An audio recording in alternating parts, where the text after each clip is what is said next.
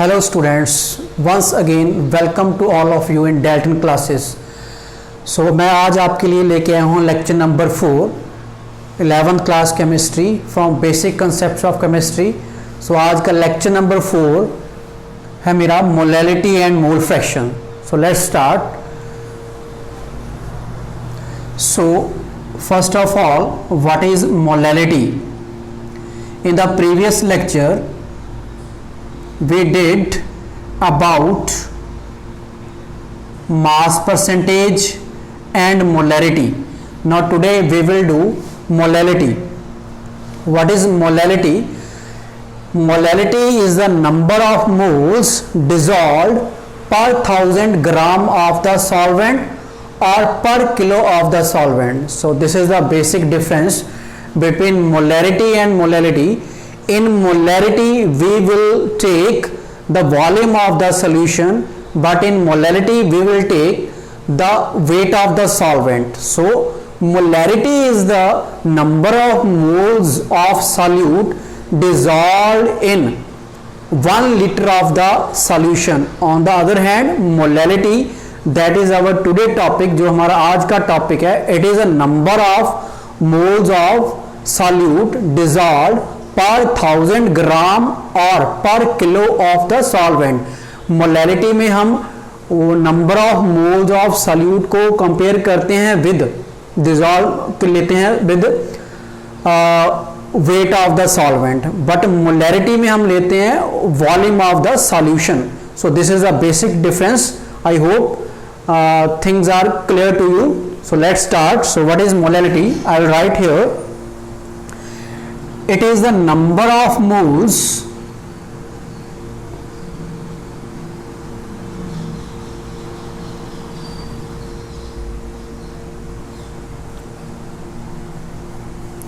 it is the number of moles of the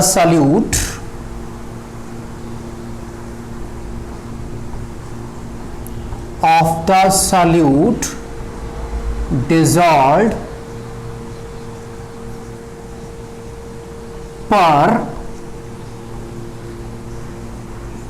1000 gram or 1 kilo 1 kg of the solvent.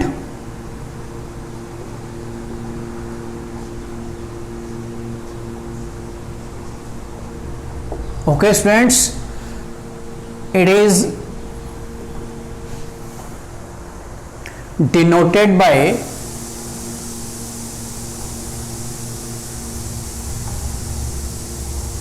small m. So in molarity, number of moles will checked with the weight of the solvent per 1000 gram or per kilo of the solvent. So it is a number of moles of the solute dissolved per 1000 gram or per kilo of the solvent.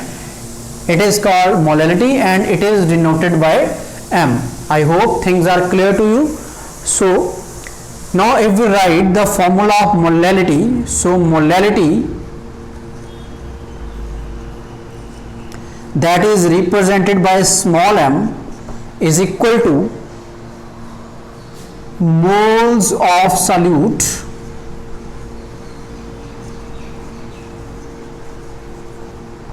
divided by weight of the solvent. Remember one thing, in molality we will take the weight of the solvent. If it is in gram, weight of the solvent in grams, then we will multiply here with 1000. Why? To change gram into kilogram. So this is the formula of molality. Molality, that is represented by small m, it is equal to the moles of solute divided by the weight of the solvent in grams multiplied by 1000. So in the previous lecture we did how can we find the moles of solute. Moles of solute हम कैसे find कर सकते हैं, दोबारा एक बार बताता हूं आपको मैं. moles of solute is equal to, how can we find moles of solute, कैसे पता कर सकते हैं हम, weight of the solute, जो वेट आपको दिया गया है, weight of the solute, solute का वेट जो क्वेश्चन में गिवन है, that is the weight of the solute and it is divided by the molar mass of the solute, जो आप फाइंड करोगे अपने आप.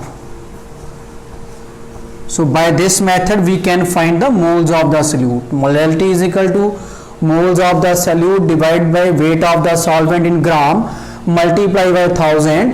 एंड मोल्स ऑफ सॉल्यूट कैसे फाइंड करते हैं, हमने पिछले लेक्चर में किया है, अभी फिर दोबारा बता रहा हूं.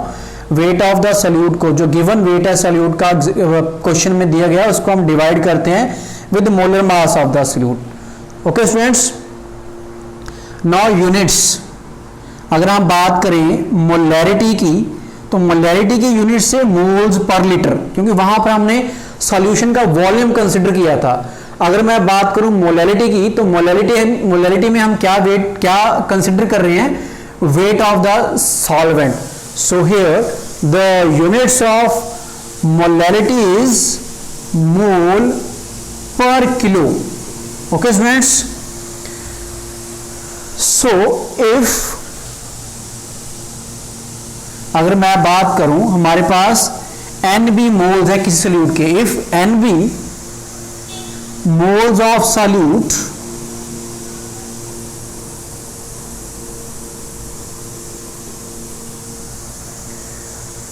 are dissolved in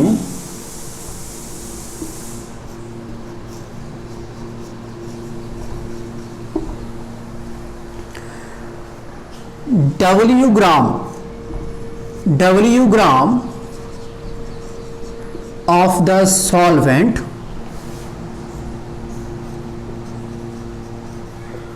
then molarity किसके इक्वल आएगी, तो हम मोलैरिटी को रिप्रेजेंट करेंगे स्मॉल m के साथ.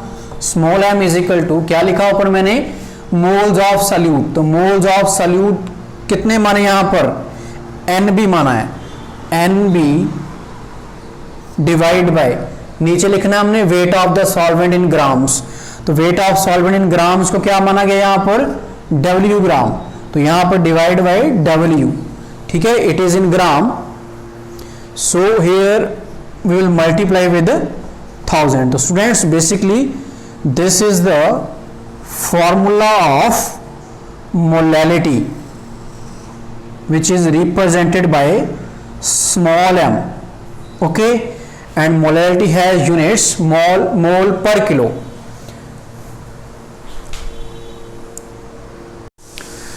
तो नेक्स्ट स्टूडेंट्स, अभी हम इसके बाद करेंगे मोलैलिटी की advantage over molarity. Previous lecture में, लेक्चर नंबर 3 में मैंने आपको बताया था कि जो मोलैरिटी है इट चेंजेस विद टेम्परेचर. क्यों टेम्परेचर के साथ ये चेंज करती है, क्योंकि मोलैरिटी में हम वॉल्यूम कंसिडर करते हैं. तो जब टेम्परेचर बढ़ेगा या कम होगा, तो जो आपका सॉल्यूशन होगा वो क्या करेगा, एक्सपैंड करेगा, कॉन्ट्रैक्ट करेगा. टेम्परेचर के साथ जब सॉल्यूशन एक्सपैंड या कॉन्ट्रैक्ट करेगा, वो सीधे सीधे वॉल्यूम को इफेक्ट करेगा. अगर वो वॉल्यूम को इफेक्ट करेगा, तो फिर वो सीधे सीधे आपका मोलैरिटी को इफेक्ट करेगा. मोलैरिटी में इतनी ज्यादा सर्टेनिटी नहीं होगी. अगर हम बात करें मोलैलिटी की, तो मोलैलिटी जो है, मोलैलिटी में हम वॉल्यूम नहीं कंसिडर करते, वेट कंसिडर करते हैं सॉल्वेंट का. तो टेम्परेचर के इंक्रीज या डिक्रीज होने से चाहे सॉल्यूशन एक्सपैंड या कॉन्ट्रैक्ट करेगा, बट वो मोलैलिटी को इफेक्ट नहीं करेगा, क्योंकि मोलैलिटी में हम कंसिडर करते हैं weight of the solvent, not the volume of the solution. So this is the advantage of molality over molarity. So here I will right advantage of molality over molarity. Okay students, discuss मैंने आपके साथ कर लिया है कि क्या advantage है molarity के ऊपर. अब थोड़ा सा मैं बोर्ड के ऊपर लिखूंगा. So I will right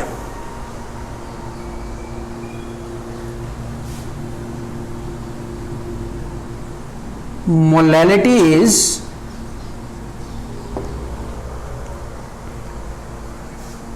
considered better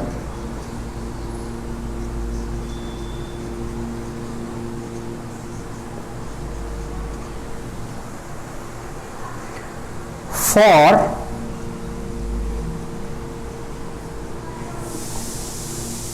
expressing the concentration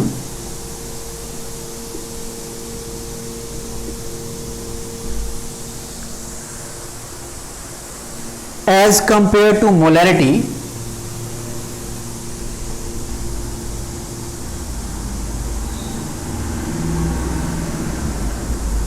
as compared to molarity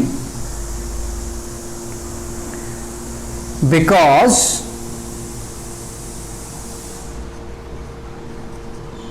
molarity क्या करती है, molarity changes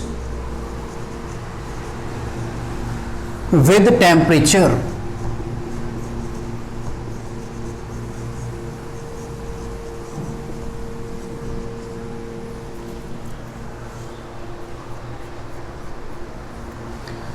However,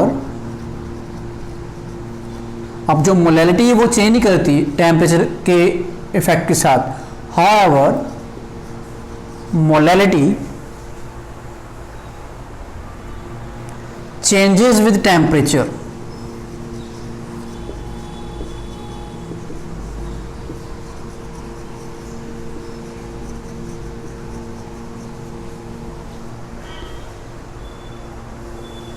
However, molality does not changes. Molality does not changes with temperature because mass of the solvent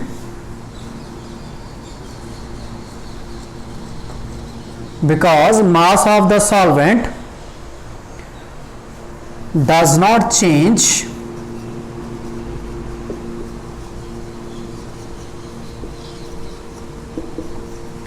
with change in temperature. So remember this. What is the advantage of molality over molarity? Because in molality we considered, क्या consider करते हैं molality में हम मास या फिर हम बोल सकते हैं वेट कंसिडर करते हैं किसका, सॉल्वेंट का. और कभी भी जो मास है वो टेम्परेचर के साथ वेरी नहीं करता, चेंज नहीं करता, इसलिए मोलैलिटी आपकी एक जैसी रहती है टेम्परेचर बढ़ने या कम होने से. अगर हम बात करें मोलैलिटी की तो मोलैलिटी में हम कंसिडर करते हैं volume of solution.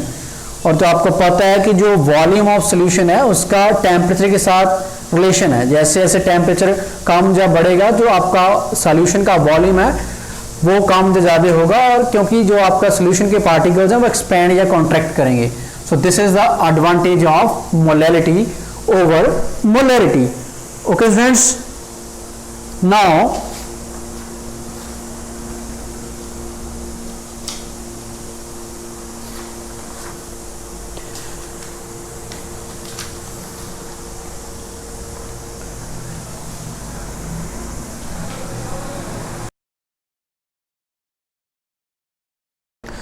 Now students, we will do some numericals based on the topic molality. So first question, type 1 is calculate the molality of the solution containing 20.7 gram potassium carbonate dissolved in 500 ml of the solvent and density is given here 1 gram per ml. So when we will do numerical, जब आप numerical करते हो तो आपने तीन चीज़ें ध्यान में रखनी होती हैं.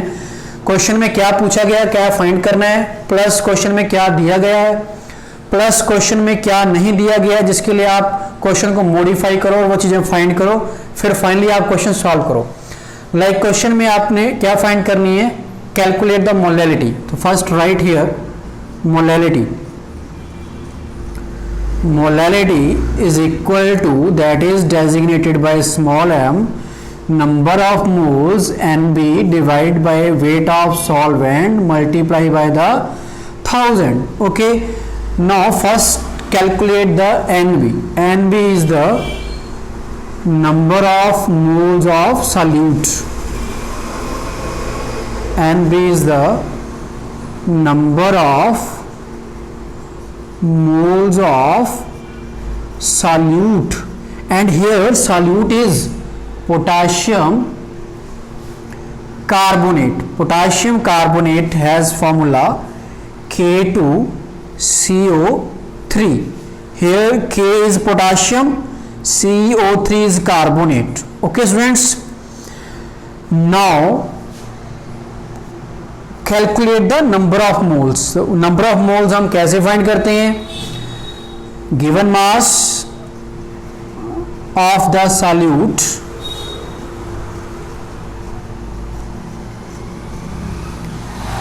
Divide by the molar mass of the solute.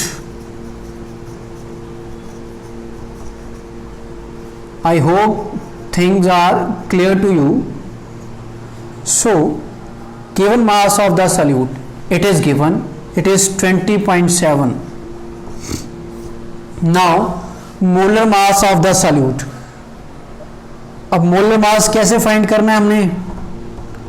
Look here, individual जो एटॉमिक मासेस है एलिमेंट्स के उनको ऐड करेंगे हम. Like first of all first symbol is K. K is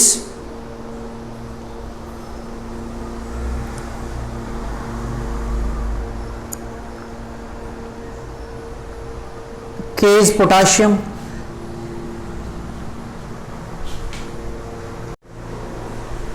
So K is potassium here. Potassium has atomic mass 39. Now look the number of atoms here. There are 2 atoms of K. So multiply by 2. आगे फिर हमने plus डालना है. K के बाद क्या symbol है? C. C is carbon. Carbon has atomic mass 12. How many C hair?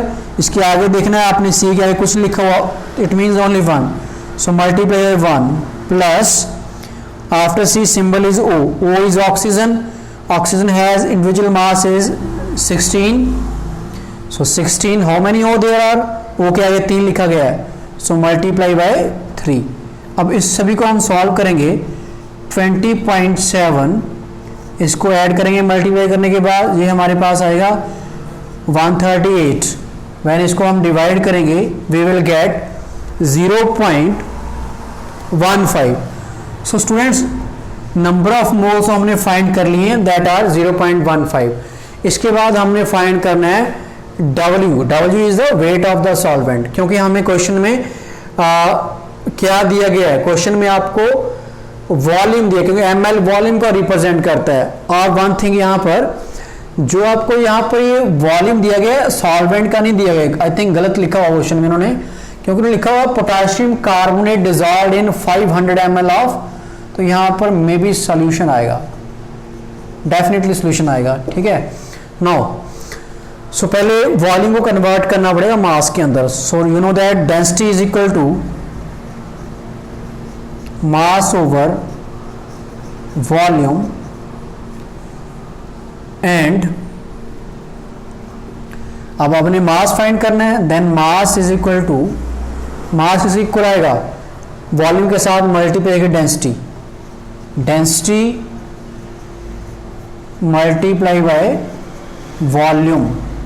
Now look, density is given in question, it is 1 multiply volume is also given 500 multiply by 500.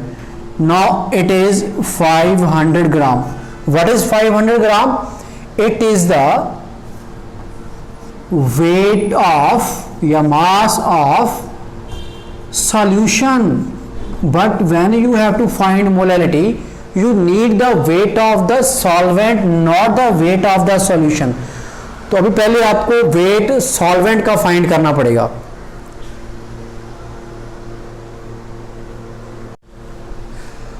तो weight of solvent हम कैसे find करेंगे? Right, look, wait of या फिर mass of weight of solvent is equal to, जब हम solution के wait में से सॉल्यूट के वेट को सब्ट्रैक्ट करेंगे तो हमारे पास आएगा weight of solvent, that is equal to weight of solution minus weight of solute. So weight of solution अभी हमने पीछे फाइंड किया है, that is 500 gram minus weight of solute भी गिवन है क्वेश्चन में 20.7 ग्राम। जब आप इनको फाइंड करोगे तो सब्ट्रैक्ट करने के बाद आपके पास आएगा 479.3 gram. Okay, now finally you will calculate the molarity जो क्वेश्चन में पूछा गया है। Molarity represented by small m, that is equal to NB number of moles divide by weight of the solvent multiply by 1000। Okay, moles of solute आपने NB की value अभी पीछे find की है, that is 0.15। Weight of solvent अभी आपने ये find किया है 479.3 मल्टीप्लाई बाय 1000। ओके स्टूडेंट्स, जब आप इस सारे को कैलकुलेट करोगे, वो कर सकते हो आप, कैलकुलेट करने के बाद आपके पास आएगा 0.313 और मोलैरिटी को हम रिप्रेजेंट करेंगे स्मॉल m के साथ। कहीं पर आपका कैपिटल M लिखा है, इट मींस मोलैरिटी, यहाँ पर आपका स्मॉल m लिखा हुआ है, it means molality. Now students, अभी हम करेंगे क्वेश्चन नंबर 2 जो टाइप 2 रिप्रेजेंट करेगा मोलैलिटी को। Now question number 2 on molality, that is type 2। What is the question? Question is what will be molality of what will be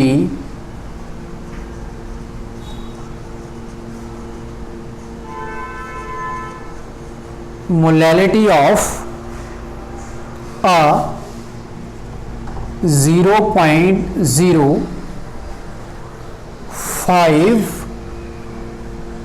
यहां पर capital M लिखा है, कैपिटल M मीन्स मोलर, ये molarity given है 0.05 molar solution of NaCl, solution of NaCl। Now students, try to solve it. So you have to find molality. Molality represented by small m, that is equal to number of moles that is represented by NB divided by weight of solvent, that is W, multiply by 1000. Okay, so you have only given, question में सिर्फ आपको molarity दी गई और कुछ नहीं दिया गया। अब सारे आपको क्वेश्चन मॉडिफाई करना पड़ेगा यहाँ पर। सो लेट्स स्टार्ट, कहाँ से क्या करना पड़ेगा आपको? स्टेटमेंट क्या कह रही है आपको? स्टेटमेंट कह रही है आपको 0.05 molar, molar means moles of solute, यही है मोलैरिटी की definition. Number of moles dissolved in 1 litre of the solution, it means 0.05 molar solution means 0.05 moles of किसके? NaCl के, dissolved in 1 liter of the solution. So it means 0.05 moles of NaCl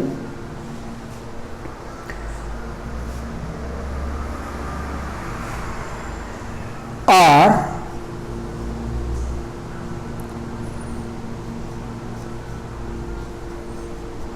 present in, आप यहां पर capital M के, आप finally आप यहां पर मोल्स लिखो, 0.05 moles of NaCl are present in 1 liter of the solution.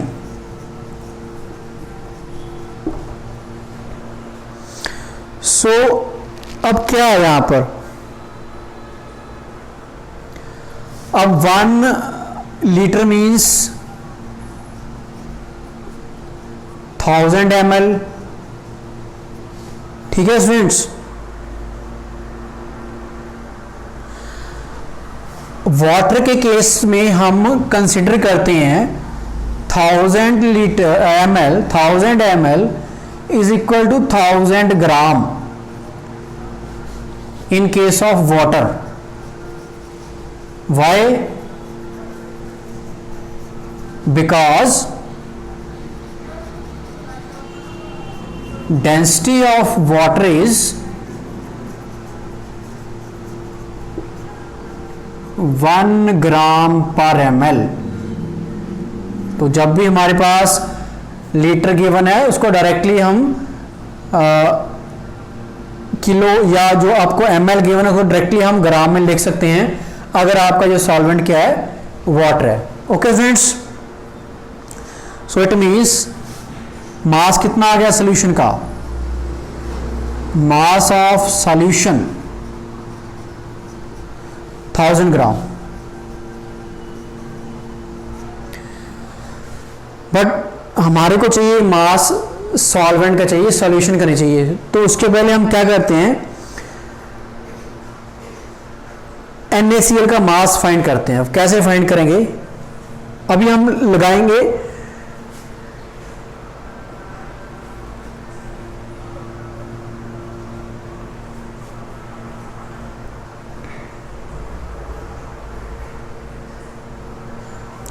Formula लगाएंगे मोल्स वाला, मोल्स ऑफ NaCl. मोल्स कैसे फाइंड करते हैं? Given mass over molar mass, mass of NaCl divide by molar mass of NaCl. अभी क्या होगा students, look, moles of NaCl अभी हमने देखे कितने दिए हुए हैं, 0.05. मास ऑफ NaCl वही हमने फाइंड करना है.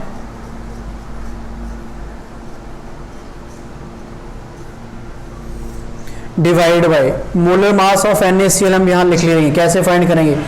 पहला एलिमेंट है आपका Na sodium. Sodium has mass 23. How many Na there are? Only 1. Multiply by 1 plus second element is Cl. Cl has atomic mass 35.5. Only 1 C multiply by 1. So what will we have now?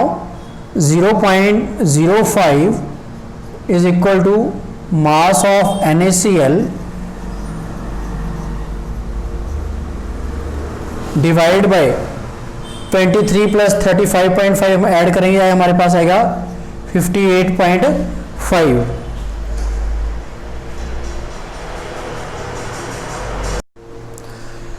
Now mass of NaCl हमारे पास कितना आ जाएगा? फिर mass of NaCl is equal to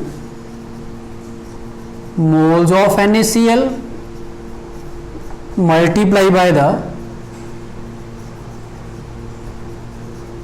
molar mass of NaCl.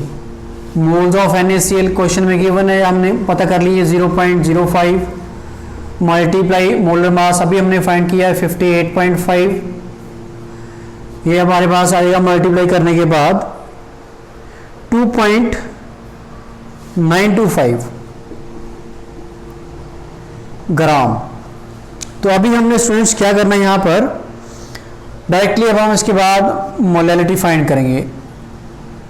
Small m is equal to number of moles NB divide by weight of solvent multiply by the 1000.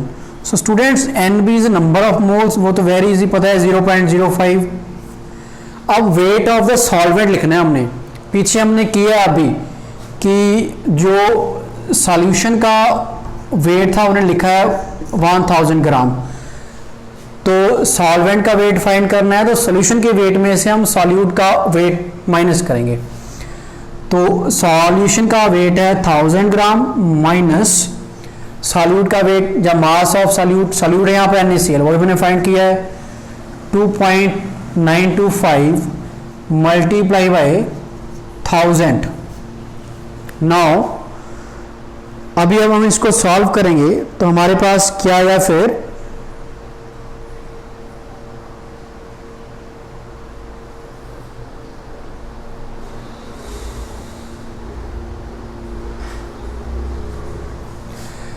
0.05, इसको subtract करेंगे, मास of the solvent आएगा हमारे पास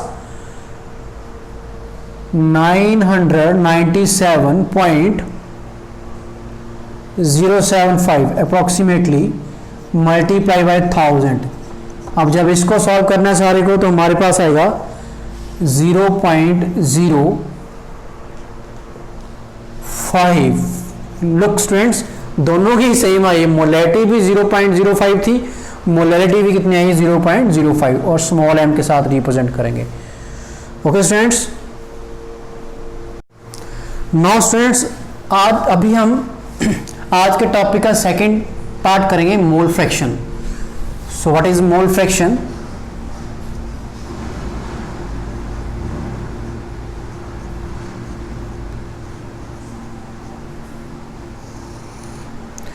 So mole fraction is the ratio of number of moles. It is the ratio of number of moles of one component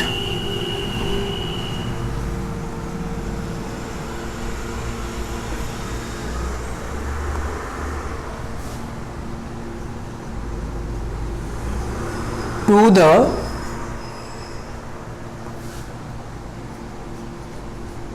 total number of moles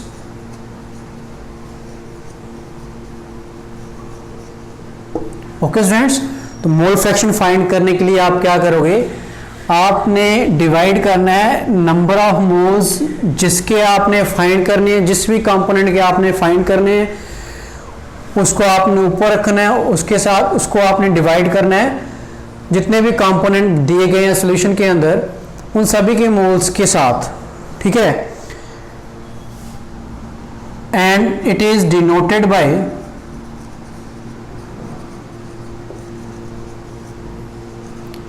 x के साथ denote करते हैं हम mole fraction को। Okay friends,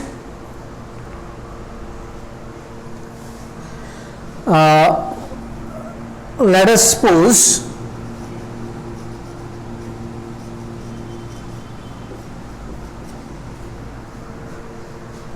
that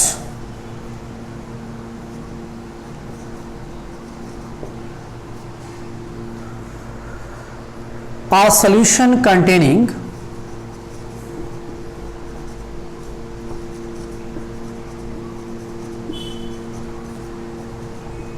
Na moles of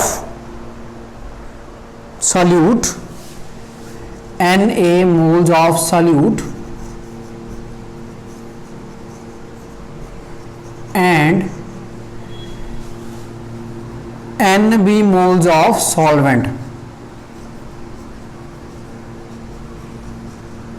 okay students, हमारे पास एक solution है जिसके अंदर सॉल्यूट जो मोल्स के सॉल्यूट के जो मोल्स हैं they are Na and moles of solvent are Nb। तो अभी मैं रिप्रेजेंट करूंगा मोल फ्रैक्शन दोनों कंपोनेंट्स की। कैसे लिखूंगा? मोल फ्रैक्शन ऑफ सॉल्यूट की मोल फ्रैक्शन फाइंड करनी है तो कैसे लिखेंगे? ब्रैकेट में बताया मैंने x से रिप्रेजेंट करते हैं मोल फ्रैक्शन को। आप सॉल्यूट की फाइंड करनी है तो सॉल्यूट को आपने रिप्रेजेंट a के साथ किया यहाँ पर, तो x से लिख दिया, X A is equal to, अब क्या लिखा है? रेशो होगी number of moles of the one component to the total number of moles. अब जिसकी फाइंड करनी है आपने मोल फ्रैक्शन, उसके मोल्स ऊपर रखने हैं। क्या लिखेंगे? Number of moles of solute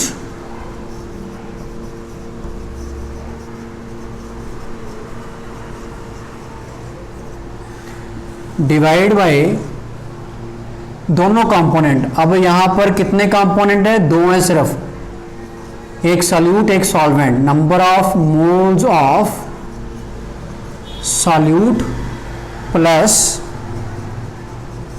number of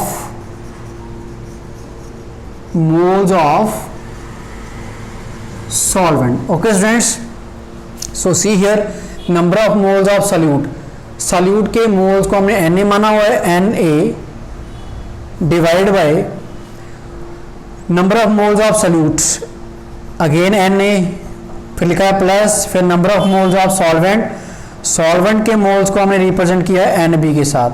तो स्टूडेंट्स ये आई आपकी मोल फ्रैक्शन किसकी? सॉल्यूट की। सिमिलरली अगर आपने फाइंड करनी है मोल फ्रैक्शन सॉल्वेंट की, तो वो हम रिप्रेजेंट करेंगे XB के साथ। अब XB की फाइंड करनी है तो अब सॉल्वेंट के मोल्स ऊपर रखने हैं, तो सॉल्वेंट को हमने B के साथ रिप्रेजेंट किया है, तो ऊपर हम लिखेंगे NB means moles of solvent, नीचे टोटल मोल्स दोनों के, सॉल्यूट प्लस सॉल्वेंट। सॉल्यूट को Na के साथ रिप्रेजेंट किया है, सॉल्वेंट को Nb के साथ। ये मोल फ्रैक्शन आई किसकी? सॉल्यूट की। ये मोल फ्रैक्शन आई किसकी? सॉल्वेंट की। Okay students, I hope things are clear to you. अभी आते हैं यूनिट्स के ऊपर। यूनिट्स क्या होती हैं मोल फ्रैक्शन की? नो स्टूडेंट्स, अगर सेम क्वांटिटीज ऊपर नीचे हो तो वो जो यूनिट, जो आपकी क्वांटिटी है वो यूनिट लेस होती है। लाइक ऊपर भी मोल्स हैं, मोल्स को मोल्स के साथ ही डिवाइड करना है तो कोई यूनिट्स नहीं होगी। So mole fraction has no units, it has no units. I hope things are clear to you. Next thing in molarity students, which is very important, always the sum of the molarity of all the components is equal to 1. Suppose जैसे अभी हमने पीछे find किया है, हमारे पास दो component थे, solute and solvent. Solute की जो मोल फ्रैक्शन थी उसको रिप्रेजेंट किया था हमने XA के साथ, वो आई थी आपकी Na divide by Na plus Nb। This is the mole fraction of solute. फिर हमने मोल फ्रैक्शन फाइंड की थी सॉल्वेंट की, that is XB, it is equal to Nb divide by Na plus Nb। B is solvent, A is solute. तो next जो thing है, जो आपने रिमाइंड रखनी है, याद रखनी है कि सॉल्यूशन के अंदर जितने भी कंपोनेंट होंगे उन सभी कंपोनेंट्स की जो मोल फ्रैक्शन है, जब हम उनका सम अप करेंगे तो 1 के इक्वल आएगा ऑलवेज। आपको न्यूमेरिकल्स में ये जरूरत पड़ेगी इस चीज़ की कि आपको एक कंपोनेंट की मोल फ्रैक्शन दी होगी तो दूसरे की आपने कैसे फाइंड करनी है वो लगेगा अभी आपको पता। सपोज अभी हमारे पास दो कंपोनेंट है सोल्यूशन के अंदर, X solute and solvent. Mole fraction of solute is XA, mole fraction of solvent is XB। So always I will right here, always mole fraction of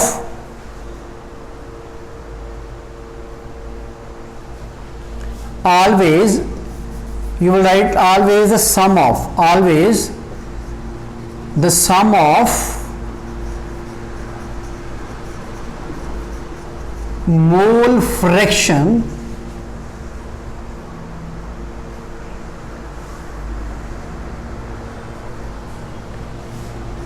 of all the components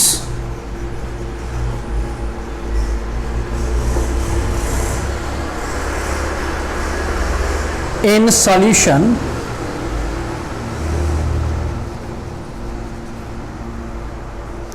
is equal to 1।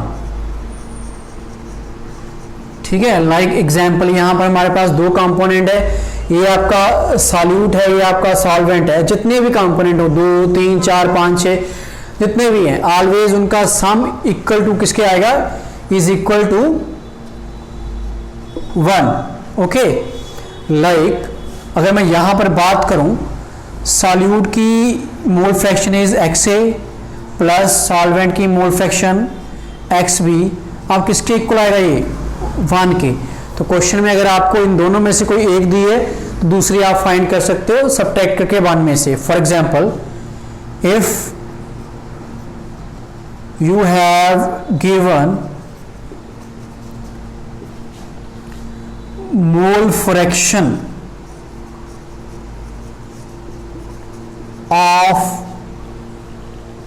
solvent जो कि यहां पर है NB के sorry mole fraction of solvent जिसको मैंने represent किया यहां पर XB के साथ, then mole fraction of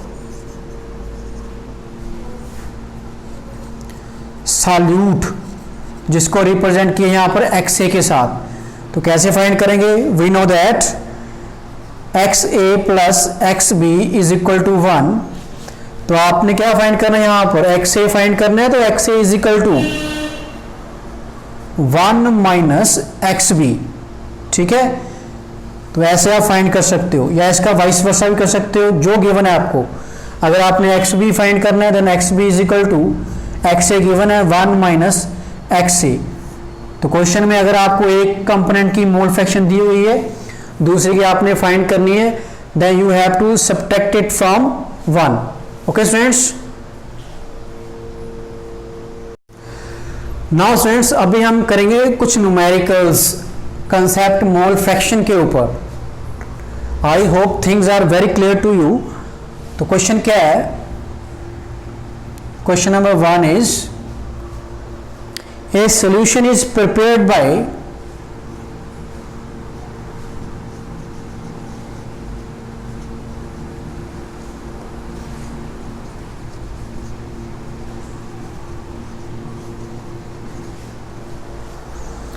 adding 60 gram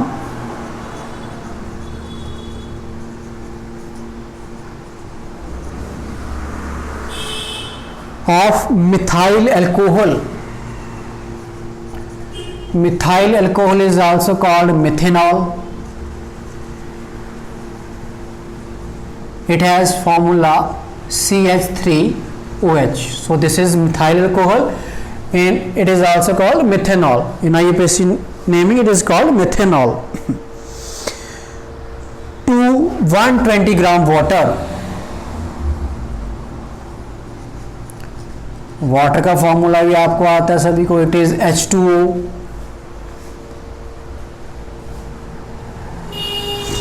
water is also called universal solvent. Calculate the mole fraction of methanol and water. अब क्वेश्चन में पूछा गया है कैलकुलेट द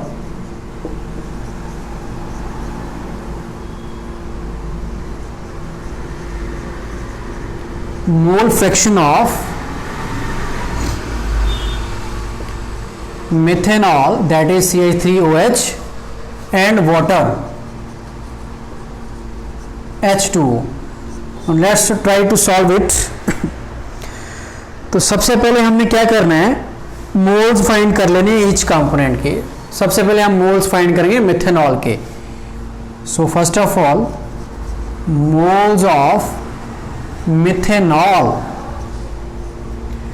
तो स्टूडेंट्स मोल्स को हम लिखते हैं N के साथ. अब मिथेनॉल्स के मोल लिखने हैं तो जहां पर मैं इसका फॉर्मूला लिख दूंगा यहां पर CH3OH. अब मोल्स कैसे फाइंड करते हैं? Given mass divide by the molar mass. Methanol का मास कितना है यहाँ पर 60 gram divide by molar mass find करेंगे मिथाइल अल्कोहल का. ये फॉर्मूला है इसका. Now try to solve it. First carbon है, C का मास होता है 12, एक ही कार्बन है. देखना क्या आपने कि आगे देखना होता है कितने नंबर ऑफ एटम्स है. C क्या है? कुछ नहीं है, तो यहाँ 1 के साथ मल्टीप्लाई प्लस सेकंड आपका जो एलिमेंट है इट इज H का मास होता है 1. टोटल काउंट कर लो, 3 H है और 1 H है. कितने हो गए? 4 हो गए. सो मल्टीप्लाई बाय 4 प्लस एक ये बच गया आपका एलिमेंट ऑक्सीजन. ऑक्सीजन का मास होता है 16, ओनली 1 हो, multiply by 1. So 60 multiply by, इस सभी को हम सॉल्व करेंगे, हमारे पास आएगा 32। सो जब डिवाइड करेंगे, after dividing we will get 1.875। Okay friends, now second, moles of water, water के मोल्स फाइंड करते हैं, मोल्स ऑफ वाटर। अब मोल्स को n के साथ लिखेंगे, अब मोल्स वाटर के फाइंड करने, यहां पर लिख दिया H2O। वही same formula, given mass divide by molar mass. Water का मास कितना गिवन है यहां पर 120 divide by molar mass. Water का मोलर मास कैसे फाइंड करेंगे H2O का? फर्स्ट इज H का मास है, एटॉमिक मास है 1, मल्टीप्लाई कितने H है यहां पर 2, plus second element is oxygen, oxygen का मास 16, कितने हो यहां पर ओनली 1, तो multiply by 1। So 120 divide by, इसको जब हम मल्टीप्लाई ऐड करेंगे, सारा कुछ करेंगे, तो ऐड करने के बाद यहां पर आएगा 18 और डिवाइड करने के बाद हमारे पास आएगा 6.667। अभी स्टूडेंट्स हमारे पास क्वेश्चन के अंदर दो कंपोनेंट्स थे, मिथेनॉल एंड वाटर, दोनों के मोल्स हमने फाइंड कर लिए। मिथेनॉल के मोल्स आए 1.875, वाटर के मोल्स आए 667। अभी हम फाइंड करेंगे फाइनली जो पूछा गया मोल फ्रैक्शन। तो मोल फ्रैक्शन को रिप्रेजेंट करेंगे x के साथ। पहले मोल फ्रैक्शन हमने फाइंड करनी है मिथेनॉल की, तो लिख दिया CH3OH। जिसकी मोल फ्रैक्शन फाइंड करनी है उसका मोल्स ऊपर लिखने हैं। तो मिथेनॉल के मोल्स ये हमने फाइंड किए हैं 1.875 और डिवाइड करना है टोटल मोल्स के साथ, दोनों के मोल्स, वाटर के प्लस मिथेनॉल के। मिथेनॉल के मोल्स हैं 1.875 प्लस वाटर के मोल्स हैं 6.667। तो 1.875, अब इनको करेंगे ऐड, नीचे वाले को हम ऐड करने के बाद हमारे पास क्या आएगा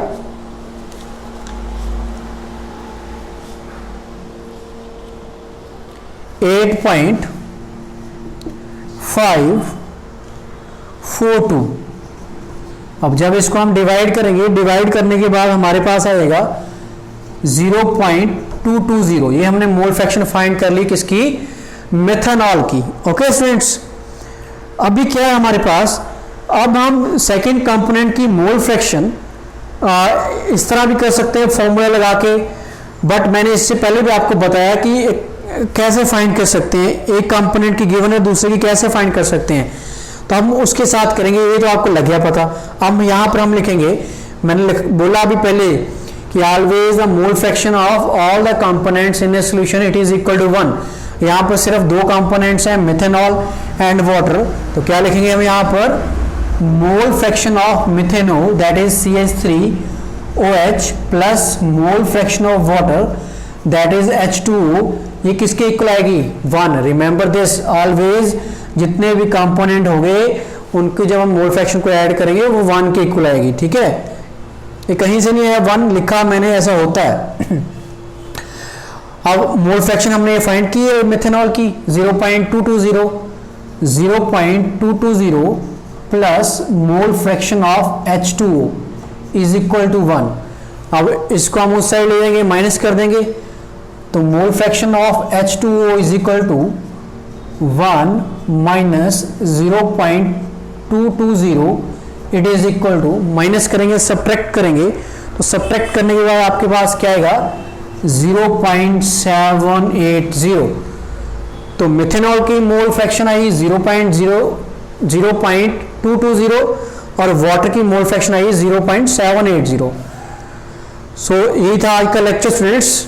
आई hope things are very clear to you. जितना भी आज मैंने आपको करवाया है आपको अंडरस्टूड होगी सारी चीजें। तो आज हमने बेसिकली क्या किया है, एक हमने किया मोलैलिटी, दूसरा किया हमने मोल फ्रैक्शन। मोलैलिटी क्या है, number of moles of solute dissolve पर 1000 gram of the solvent.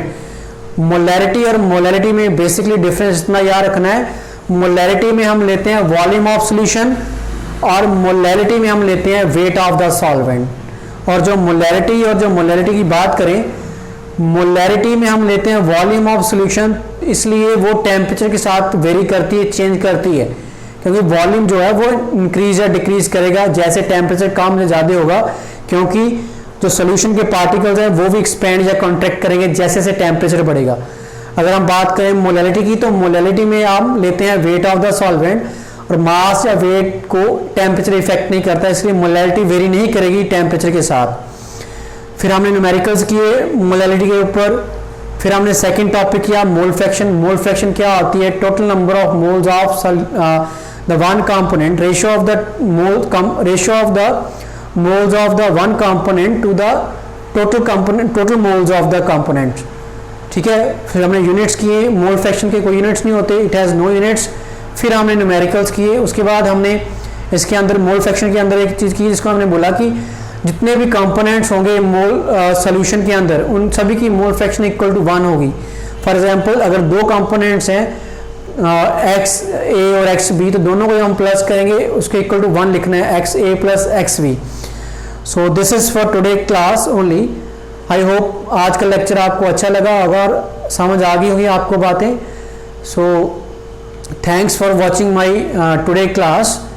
Like, subscribe and comment on my class. Thanks for watching.